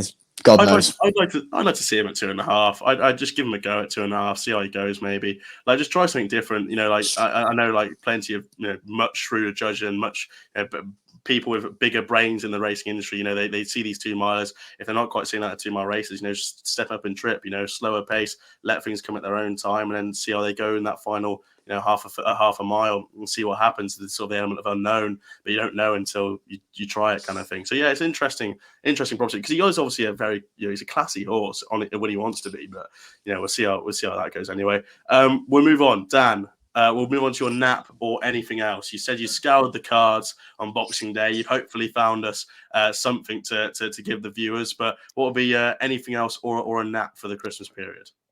Yeah, I had my first scan through of all the Boxing Day cards earlier, just to kind of the first check over to see if I could spot anything. I will say I have backed Hewick for the King George. I don't know what you discussed earlier. I think he's a very good chance. I gave him. So I love him. I'll give you a 30-second rundown of things. Josh liked Brave Man's Game. Harry liked Allaho. I said the race could set up for Hewick, and Harry laughed in my face. There we go, Ash. You and me are today. We just have it. I mean, I think you can throw stones at all of the first five of them. I think he's far too big of the price, and it's going to. Dan, I did say if Hewick won the King George, it would be a travesty. Now they were the words that I genuinely said, and it's going to bite me. I love travesties. I love a travesty, me. But I think you can see we've seen this previously. It reminds me somewhat of Tornado Flyers. I think you can poke holes in all of the first 5 in the market to a certain extent, and we know he's going to stay. I think he goes extremely well fresh, and he was running a career best in the Gold Cup, and arguably falling 2 out saved him from having an overly hard race, which we've seen from so many. So I actually think he's overpriced at 20-1. But the one who really stood out to me currently, obviously there's no price or anything, I'm not sure if she runs, but in the first entry of the new meeting entry, the 11:55 Mares Handicap Hurdle, Sherry Darm has been given a mark 115, and I just think she could be absolutely thrown in off that. Obviously, seemingly held in very high regard. She was getting Mares Novice Hurdle quotes after winning her hurdling debut. I think you can pretty much mark up her run after that behind Push the Button. She was given far too much to do. Obviously, the winner's rate 132 was given a very good ride from the front. The third was yesterday, who ran well in that Albert Bartlett trial the other day. I'm not really sure how they've got a mark 115 from. It seems like £10 too low to me. Back in Mare's company, I think the track will suit her run style. It's a 0-120. If she runs, I think she could absolutely hack up in this. Absolutely hack up. Brilliant. Is that your nap of the Christmas period? It would be, yeah, for now. If she runs here, I struggle to see what's in here that could be. Who do you fancy in the long walk, Dan? Just putting you on the spot. Who do you fancy in the long walk? I would probably go West Balboa. I do like her. I think she's progressive and going in the right direction. I can't trust Crambo again. He's stung me last time out. Johnny Burke rides Crambo for the first time. Yeah, you know what, though? I obviously, Conor Bray's got a lot of stick, and I was probably giving it to him under my breath after his ride in the 3 mile handicap hurdle. But I looked at it again. He did have a chance to pick up to a certain extent on the outside and just didn't. So I wonder, is he just got the tactical speed required for a 3 mile grade 1? I'm not sure. So I would go with the mare. I think she's very progressive. Is a proper 3 miler. Obviously, it's a bit of a trappy race, but yeah, I'd go with West Balboa. Hang on, I just had trouble with my mic there. I'm muting there, but that's all we've got time for with you, Dan. Dan, where can we find you for the jump show? Are you doing anything Christmassy this year for the racing? We're going to be trying to, yeah. I think we've all got. I think Bully's currently in some kind of ancient castle, locked away for his granddad's birthday, which couldn't be more Bully if it tried. I think we're trying to get something together. It may be a bit of a clip together episode for this weekend and for Boxing Day, but we'll be trying to put out something. If not, I'll be on the Matchbook show on Friday morning as well. And again, I think you'll find once I've actually gone through all the cards for Boxing Day in detail, I'll put a few things up on Twitter as well. That's brilliant stuff. Make sure to go follow Dan on Twitter. Go find, if you don't already, go follow him over there. Go subscribe to the Jump Show. Go watch everything he's on. He is on a lot of things, but he is a fair judge. I take back my comment of last week. He is a fair judge, to be fair. But thank you very much, Dan, for coming on. It's been an absolute pleasure. And we'll roll on into part 3, which should be the final part with Cillian from We're Going Chasing. Third and final part of our Christmas show, and we're joined by Cillian from We're Going Chasing. Cillian, how are you? Christmas racing, it's on the agenda. Should be fantastic. And how are you looking forward to it ahead of the next couple of days? Well, Ash, well, Harry, thanks a lot for having me on. Yeah, looking really forward to it now. They're going to head up to Leopardstown probably the 28th and 29th. So even before that, there's 2 brilliant days, 26th, 27th, both sides of the Irish Sea to go through. A lot of really good racing. There'll be a lot of, I suppose, good racing even missed. There's so much on, so it's hard to dissect through it all at times. But yeah, really looking forward to it. Should be fantastic. We're going to get straight on into the action. Like Cillian said there, on to the 28th and the 29th. He'll be there in attendance, and we're looking at the races for it. The Grade 1 Jack de Bromhead Christmas Hurdle. This is, unlike the British Christmas Hurdle that we've got going on over at Christmas time, this is an interesting contest. Home by the Lee, 2-1. Irish Point, 9-4. Monkfish, 6s. Asterion Fallonge, 12-1. Buddy 114, same price as Anna here. Ballyadam, 25s.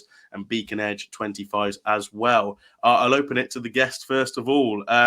Jack de Bromhead Christmas Hurdle, a couple of entries in there, but what do you fancy for the main one, Cillian? Yeah, I think the races we're looking at, I think they're going to be sort of dominated by small fields, to be honest. And I don't see more than probably 6 or 7 in any of them really, bar the Savills. But yeah, this race, it's intriguing enough. I like Irish Point on his first go up to 3 miles. I think he showed some really good form last year over 2.5, second in the Lawlers, and obviously winning an entry.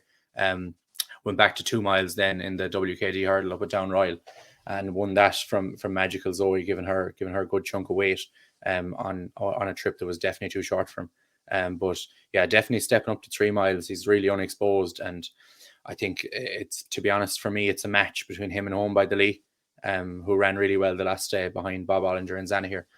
But yeah, I'll side with the unexposed horse, Irish Point. Yeah, I'm in agreement there. Irish Point's my main fancy in this. I thought he did very well last time out to beat Magical Zoe over, like you said, an inadequate trip, giving a chunk of weight away. And I've always thought he could step up in trip and be well adapted to it. So this try at the trip, I know obviously Connection already had Tupu heading towards the stayers route, but this lad, I think he could be quite a nice prospect. So Irish Point for me. Harry, for yourself? Yeah, absolutely. Irish Point for me. We did talk about earlier on the show that we thought the Stayers division was relatively poor, and I just think he could just be a fly in the ointment, and he could just give Robcore another thing to worry about. Obviously, they've got the likes of Tehupa already, but I just think Irish Point is very good, and I almost feel like it's a little bit weird that everyone thinks that this horse will be even better over 3 miles. It seems like everybody fancies him over 3 miles and see him as a potential stayer. So yeah, I have it between the top 2. Home by the Lee, obviously, on his best form, he'll put it right up there. Asterion Fallonge has to go the other way around because he's just mad as a box of frogs. And Monkfish, he's still on his way back, isn't he? But there's Willie Mullins could have any amount of improvement to come from Monkfish. So, but for me, Irish Point, I think you can only get 9-4 with 2 firms out there at the minute, and the rest are around 13-8, 7-4. So the market has pretty much got it spot on. So there's our 3 fancies for the Jack de Bromhead Christmas Hurdle. Irish Point, all 3 of us, so we're in agreement for that one. We'll stay over in Leopardstown for the Grade 1 Savills Chase, 225 on the card. Again, a brilliant contest if the horses turn up. And I suppose the big if horse they've already spoken about with Josh and the King George, Jerry Colomb. He's forced one in the contest, but shorter in the market is Galopin de Champs, 7-4. Fast or Slow, 3-1. Envoi Allen, a big jump up in the market there, 12-1. Aplutard 16s, appreciated at the same price, as well as Conflated at 16s as well. Harry, I'll go to you first of all. I know which horse you're a big fan of in general, and it looks like he could be heading down this way, though they do want to go to the King George with him. Is it Jerry Colomb for you? Well, what a race this could be. We were just talking off camera there, weren't we, gents? This could just be a one for the ages. We talk about the King George being mouth-watering. Well, if you don't get excited by Jerry Colomb, Galopin de Champs, Fast or Slow, these horses lining up in a Savills would be a Christmas treat, wouldn't it? Galopin Des Champs, see, I loved him last year. But I did fancy Fast or Slow in Punchestown at the back end of the season. We obviously did the video where myself and Lee, I believe. I don't know whether you fancied him as well, but I was really confident he'd run well, given the form with Carrick Rambler, who we thought as well he could be a great horse. Obviously, it turned out he won't be because he's not good enough. But yeah, Fast or Slow, I think, is a better horse this year. That's just my honest opinion. I think, the Brazils love this horse, don't they? And Martin hasn't stopped ramping and raving about him, how good he is. But I just think Jerry Colomb is the young upcoming horse. He's the horse who stays well. How he won from the position he did at Down Royal, I will never know. Like, that was just incredible, in my opinion. I just think Jack Kennedy is one of those jockeys that is riding out of his skin at the minute, and there's no better man to send a horse flying over a fence than Jack Kennedy. I think as a punter, he's a punter's friend. He's almost like Ruby. You could trust him. And on Jerry Colomb, I think you could trust him as well, because I think he's the best horse in the race. Yeah, it's 4-1 about Jerry Colomb there for yourself. Cillian, what do you fancy in the Savills? Yeah, I agree with Harry there 100%. Like, if they all show up, this is going to be an unbelievable race. Like Invial and Plutard weren't even mentioned there, and like they're both two multiple Grade 1 winners, two really good horses. On Galopin Des Champs, I don't know. Like, I'm shocked he's coming here, to be honest. After going to the John Durkan, I would have said he'll hold fire now to the Irish Gold Cup, and then he goes straight to the Gold Cup. No point sort of messing with the winning formula from last year. And I'm shocked he's here, and I think you have to take him on. He's sort of 11-10, generally 11-8. I think William Hiller 7-4, but like Fast or Slow is obviously a very good horse as well, and he's beaten him the last twice. He's sort of up and coming too. I sort of like a Plutard. I think I'm a bit crazy, to be honest. Like, if you take a Plutard's best form and Galopin Des Champs' best form, they're very closely aligned. And like, you have to do a lot of forgiving with the Plutard. Obviously a terrible run in the Betford Chase. It was bad prep for the Gold Cup. But if you actually watch the race back, he was going really well until a horse fell in front of him, and he sort of lost his stride from there, and he was pulled up a couple of fences later. I really fancied him in entry then, but just for whatever reason, he just didn't perform. But if there's any man to get a horse back, it's Henry de Bromhead. He's done it time and time again with horses like a Plutard, and I just think it's 16-1. I think the vibes are pretty good around him. The last sort of couple of weeks, and like, he's a really good horse, fresh, and 16-1 is a fair enough price when there's a couple of question marks about the likes of Galopin Des Champs, and Jerry Colomb mightn't even run here. So like, if it was a case that Jerry wasn't there, I could definitely see a Plutard winning the race, and even with him, like, I could see him winning the race, and he'd definitely be making the frame in my mind anyway. Yeah, big price about Plutard there. Obviously, a Gold Cup winner in his own right, and second the year before that. So he's a classy horse, and 16-1 is a big price about him. I'd be on the side of Fast or Slow. I'm a big fan of this horse, always have been. Backed him in the Ultima. I was absolutely sick he didn't win the Ultima, and then when he runs into a Grand National winner, you sort of take a little bit of crumb from that. But at the end of the day, you still didn't get paid out for it. But yeah, like, I thought he ran a good race, and then I didn't back him when he beat Galopin Des Champs, but I fancied him on the video. I thought he could be, if Galopin Des Champs disappoints this in the John Durkan, I thought Fast or Slow could pick up the pieces. It's worth noting that Fast or Slow, like, he wants a trip, like, he's a very good horse over a trip. That John Durkan turned into a bit of a sprint. They went a crawl around the first parts of the race, and the finishing speed was massive towards the end there. It really did turn into a sprint. And I was really impressed how he got past Appreciate It and was up at the line. I thought he was really, really good. It wasn't a fluke the first day at Punchestown. I thought, again, he did all he needs to do to win the race. Again, he's shown it that John Durkan. I think if it was any other horse coming into this, they'd probably be shorter, they'd probably be fav, and they probably wouldn't be underrated like Fast or Slow is. So yeah, I'm with him. I think he's a good Gold Cup horse for this year. I give him a go at 3-1. The one I give a small chance to, a bit of a price. I know, like, same price as Conflate and Plutard here, so maybe I'm going crazy here, but I give I Am Maximus a chance. I thought he was very good in the. Are you mad? Yeah, look, I I thought, Cillian saying that he could be silly for putting up Happily Tight. I'm giving Iron Maximus a chance if he turns up in this race. Look, I'd actually, you've lost your head. You've lost your mind. I'd actually, if he ran well in this race, I'd actually give him a very, very small outside chance in the Gold Cup. I just know he stays for days. He jumps well. He's really sort of turned a corner this season, I think. And that Drimmore, I know there's plenty of sort of vibes around the top there in Founder 50, and let's be clear about it in Sharjah, but he won that fair and square, and that was over 2.5. I thought he's done very well to win that race. I know he's a bit disappointing last season, but he was hard to come by, and then he's obviously gone and won the Irish Grand National. I give him a small squeak in the fact that we probably haven't got to the bottom of him yet, and if he's winning Grade 1s, we haven't got to the bottom of him yet, he might have a chance. So I am Maximus 16s, I give a small chance to, but there are fancy scrolling across the bottom there. For the Savills, gents, will go to the Faugheen Novice Chase. We could keep this quite short in the fact that there is a short price Fav at the top of the market. Gaelic Warrior 2-1 on. Corbett's Cross is entered 11-2. Founder 57s. American Mike 8s. Classical Dream 12s. Factor File 14s. Harry, are we keeping the short? Do you like Gaelic Warrior in this? Yeah, well, for those that have already watched our segment on Facile Vega, I said one of the most impressive chasing debuts I saw from the Willie Mullins camp was, in fact, Gaelic Warrior. I thought he was just electric. He was so good over his fences. Okay, the others were in a different parish, but they were in a different parish for a reason, because they couldn't live with him. And I think, despite Corbett's Cross being very good last time, I think he's going to take a monstrous performance to topple him at the top of market. So, yeah, Gaelic Warrior for me, mate. Cillian, do you think Corbett's Cross comes here, or do you think he goes to the Neville Hotels that we're going to speak about after? Yeah, I'd say he go to Leopardstown, to be honest. I don't see any reason why you'd take on Gaelic Warrior here, because I don't think he's any chance over that kind of trip with Gaelic Warrior. Yeah.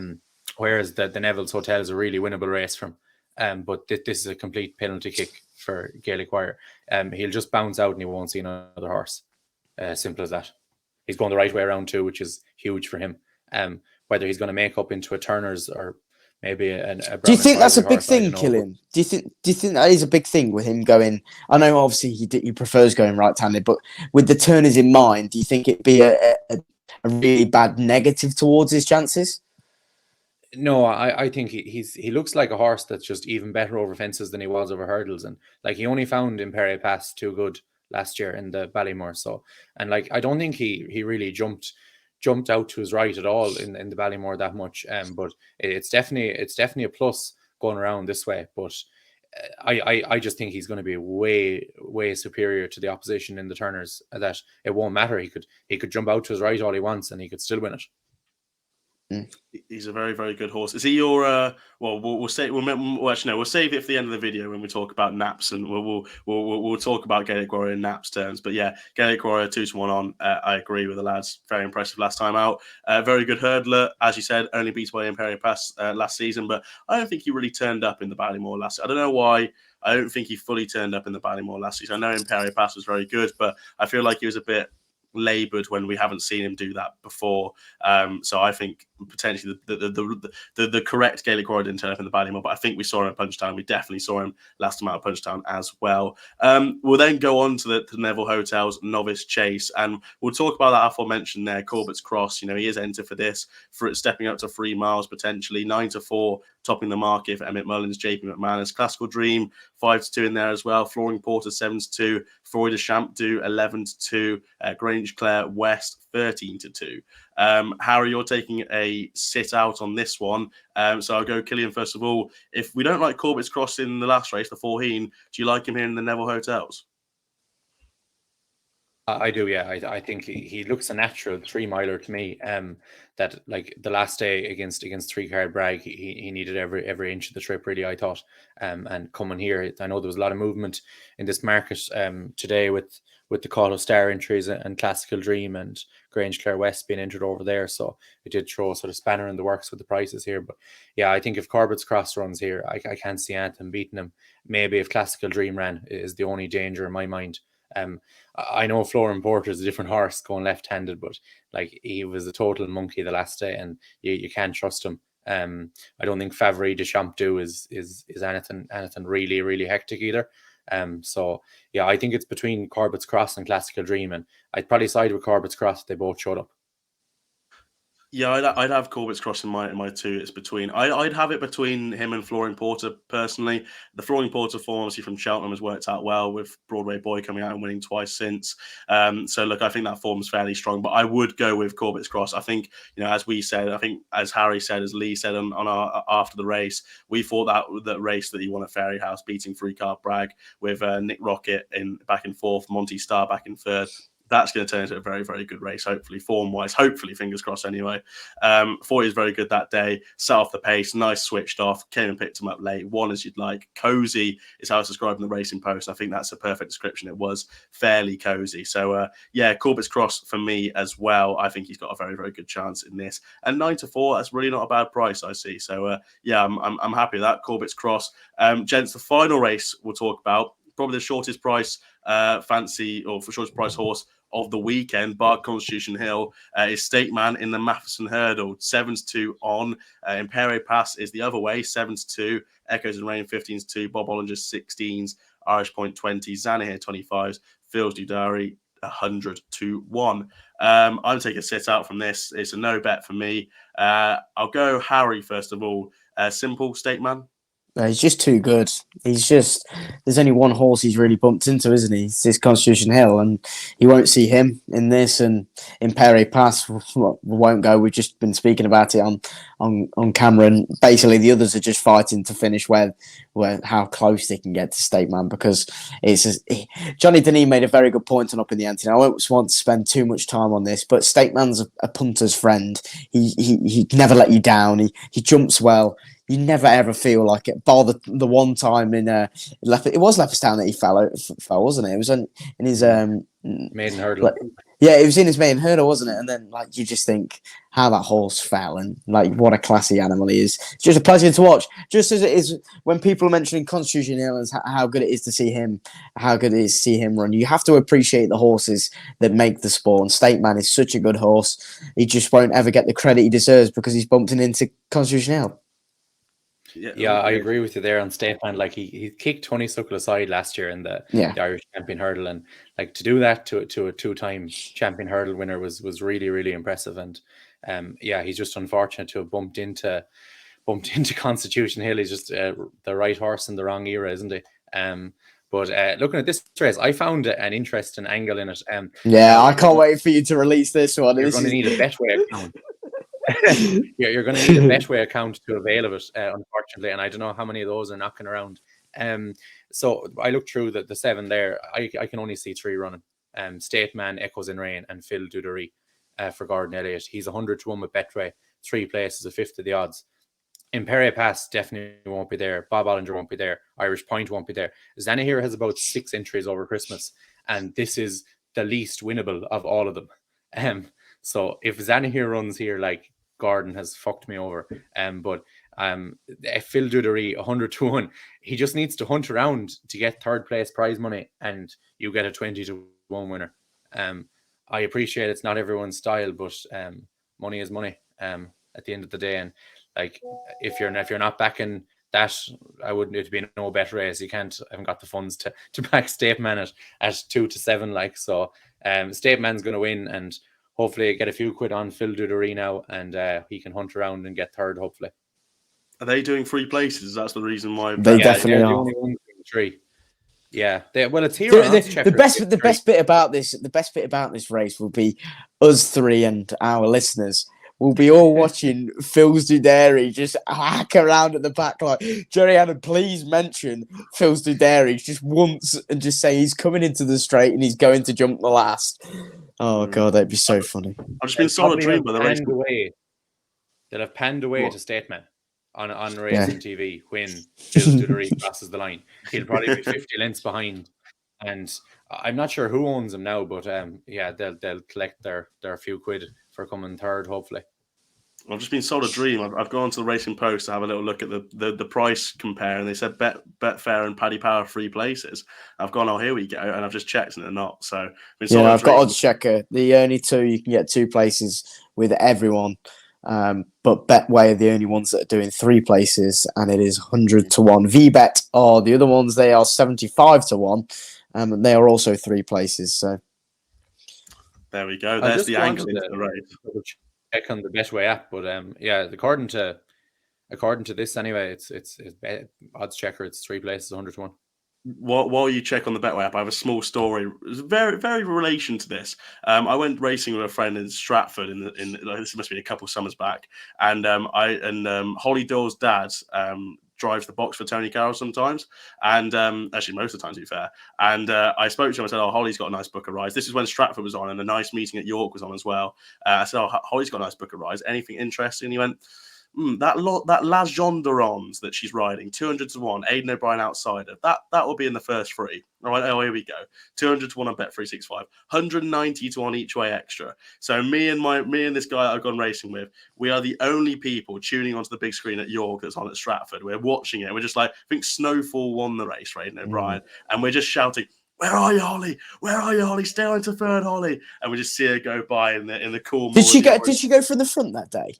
I think sure so. And she sort of I'm sure she. on. Yeah. And she was wearing the Coolmore, like the blue and orange silks, but with the orange cap. We saw her fly across, 190 to 1 place money. It was absolute, to pick up on that. It's just those are the small ones. Those are the small ones that you just remember. Is it any update on Betway there? Yeah, 100 to 1, 3 places. Yeah. There you go. Get stuck in. So state man for both the gents there. Just will go and win, but the angle into the race is Phil Sudari, Betway, 100 to 1. Cillian, that's all the races we're covering with you, but we'll go on to anything else or a nap. We've had races in maiden hurdles. We've had handicap fancies. Is there any horses that are taking your eye that may not be priced up? If not, what's your nap of the Christmas period? Yeah, I think in terms of like the races we covered, like Gaelic Warriors, a penalty kick, but I can't nap a 1 to 2 shot. There's a horse running for Henry de Bromhead on the 26th, as luck would have it. He's raised 130. He's entered in the 255 in Leopardstown on the 26th. It's a 2 mile, 1 furlong handicap chase, and I think a mark of 130 is really underestimating him. He's a horse I really like. He's owned by Roger Brookhouse. Was with Willie Mullins for a few runs in bumpers. Then missed a year and a half. Went to Henry. Won his maiden hurdle in Tramore. Ran reasonably well in a handicap Punchestown at the end of the season. Then came back and won his novice chase really easily in Punchestown in November. And he's been given a mark of 130. I think it's fair enough, and I think he could be a nice bit better than that. Brilliant stuff. Thank you very much. I have a couple of others that I want to mention that I forgot to mention at the start when we were covering the 26th Boxing Day, but I'll mention them now. Persian Time is running in the opener at Kempton on Boxing Day. Will come on massively for his run at Newbury. He's second to Desio of Jello or something like that. Jello, yeah. Will come on massively for it. He was well clear of the third. I'd expect him to go and oblige in the opener at Kempton. And in the last at Kempton, I don't know what price this will be, but Mahon's Glory for Paddy Neville, I think he's got a good chance. Was with Dr. Richard Newland last season, but since gone to Patrick Neville and actually ran in the long distance hurdle, but was unfound. Looking at last season, has good form when beating He's a Geezer, who's now rated 129 and finished second Stay Away Fay at Newbury in a novice hurdle, and was also ahead of Ginny's Destiny that day, Young Buster and Mexico. That all comes from the same race. So he beat He's a Geezer, Ginny's Destiny, Young Buster and Mexico. All of them are rated a lot higher than they were that day. He then got chucked into Grade 2 company for the River Don and didn't really disgrace himself, but didn't really find the principles either. Then stayed on behind Santos Blue at Kelso on his next start, who's now rated £8 higher, and also finished third to Broadway Boy and second to Crambo this season. I think of a mark of 126. If Paddy Neville's got any improvement out of him from Dr. Richard Newland, I think he's got a good chance. So Mahon's Glory in the last at Kempton. I think this could be a little bit of a nice handicap chance there. I suppose, Harry, we should do our naps of the Christmas period. We haven't said what our naps are, so I think you might have actually. What's your nap of the Christmas period, Harry? Yeah, West Balboa to win on Saturday. Absolute shoe-in. Absolute shoe-in. I'm going to go. I'm scrolling through my fancy on the screen here. I'm going to go with Tempted by Autonomous Cloud in the Welsh National. Yeah, I'm going to go Autonomous Cloud in the Welsh National. I think it's got a good chance. If not, maybe a next best would probably be Tell Her the Name in the Formby. I think that's got a good chance. But that's all we've got time for on the video. Cillian, thank you very much for coming on. Where can we find you with We're Going Chasing? You do anything sort of Christmas video wise that we should be known of? Yeah, we'll have a couple of videos out over the Christmas. I think we've one out on the 23rd for the 26th and 7th, and then one out on the 27th for the 28th and 9th. Take a break, then heading over to Cheltenham for New Year's Day racing. So take a break then for that, and hopefully be back then after that. Once the Christmas is over, you're on the Cheltenham countdown anyway. So exactly. Yeah, it's great to see it. Get stuck into the anti-post series then for Cheltenham. But yeah, that's all we've got time for. If you did enjoy, please do like and subscribe. The support on last year's Christmas video was amazing. So any sort of replication of that would be fantastic as well. If you haven't already, please do go check out Cillian on Twitter, and James and the We're Going Chasing lot on YouTube and Twitter. Go check out both those accounts. We'll be back sometime, probably the new year, Harry, I suspect. We'll probably have the Christmas period on the sidelines. We'll be back in the new year to talk about stuff. We'll be back on Saturday, though, to do Saturday Live ahead of Boxing Day racing and Ascot as well. And we might be doing the Sunday Live. It's Christmas Eve, so probably not. But we'll have a little look at the schedule and see what we're doing. If you did enjoy, please do like, subscribe. If you're having a bet, please do gamble responsibly. But we'll see you very, very soon. And a very Merry Christmas from everyone here at Only Fools Love Horses.